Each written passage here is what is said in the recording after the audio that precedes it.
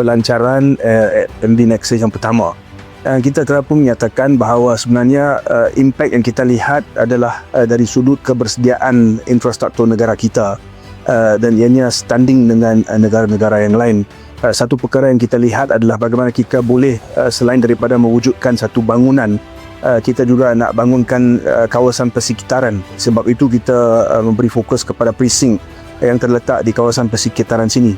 We hope that if we can build this kind of surroundings, maka tempat ini akan menjadi tarikan kepada negara-negara lain apabila mereka melihat kepada membuat pelaburan di Malaysia, membuka pejabat dan sebagainya di sini. Maka ini adalah satu lokasi yang akan mereka memberikan fokus, dan saya rasa itulah yang kita nak lihat.